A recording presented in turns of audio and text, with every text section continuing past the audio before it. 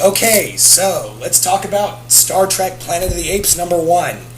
And before we go any further, yes, I sound horrible because I've been coughing nonstop and my throat is horrible. Yeah, my throat sounds horrible, but I'm going to try my best to get through this. So, yeah, I'm going to do my review of the first issue of Star Trek Planet of the Apes. And again, yeah, I'm sorry for how my throat sounds. I almost sound like... I don't sound like anything, really. But yeah, this issue... And also another thing I'm going to mention is that I'm going to be reviewing this comic issue by issue. I'm going to be reviewing this comic issue by issue. I got a subscription to it at my local comic shop that I just started going to, so that's going to be a lot of fun. So, this is the first IDW Boom Studios crossover, and this is Boom Studios' first crossover. And what did I think of the first issue? Pretty good, but here's the thing. It's very Star Trek centered. This is a very... You don't see a lot of the Planet of the Apes stuff. You really do not see... You really don't see a lot of the Planet of the Apes universe. You really don't see a lot of that. What you do see, however, is a lot of the Star Trek universe. You really see a lot of that. And in here, what I also... Let me bring this up. I think what they're trying to do, Scott and David Tipton are trying to do, what I think they're trying, what the Tiptons are trying to do, is make a different continuity, because this looks like it takes place before, like this takes place right after the first movie, and it's going to be an alternate take of Beneath the Planet of the Apes. I guarantee you that this is going to be an alternate take of Beneath the Planet of the Apes. Reason I say that is because General Marius is in here. And if you guys remember the original movies, General Marius was the gorilla we saw in the second movie, Beneath the Planet of the Apes. And in here, it starts off with a Klingon. Most of you guys would know, Star Trek fans would know, as Kor. And he's giving Marius AK-47s. Why is Kor giving gorillas, especially Marius, AK-47s? Yikes. And we don't even know why. But the thing is that it is even Marius doesn't even know. General Marius doesn't even know, and Kor's reasons are not yet known. So, kind of curious about this. The rest of the story is about the rest of the crew of the Enterprise namely Uhura and Sulu, infiltrating a Klingon listening post. And it's really cool to see Uhura and Zulu kick some ass. It's really cool how they kind of infiltrate it and how they get back. From then on, it is mostly just a lot of talking. Like I said, this is a very Star Trek-centric issue. This is a very incredibly Star Trek-centered issue.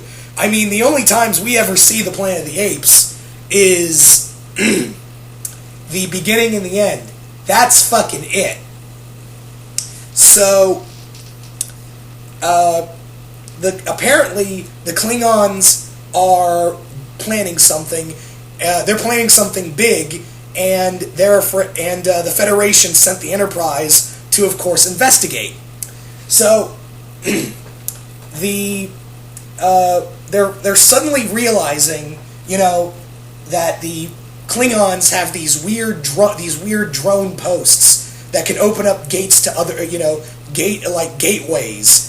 And the thing is that they realize really quickly, Klingons don't have that kind of power.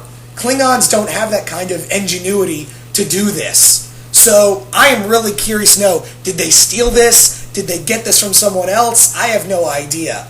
Because there was another interesting crossover with the 70s Star Trek series with Legion of Superheroes, and the person behind it was Vandal Savage and the Pseudo-Terran Empire, but what caused it was Q. So I'm kind of curious, maybe some TNG will be might be in here. Some TNG stuff might be sprinkled in here. Really curious to see what they do about that. Anyway, so the what was I going to say? The Enterprise gets caught while they're trying to investigate these portals by some Klingon warships. They fight them, and one of them manages to escape. And Kirk orders everyone to go. Orders the Enterprise to go in there, and they discover an Earth. And Spock realizes, oh, it's an alternate Earth, and whereas it had a World War III, and everyone killed himself. Unlike your Earth, who had a World War III, and everyone realized, oh, wars are bad. We're going to make a federation. That's going to be awesome.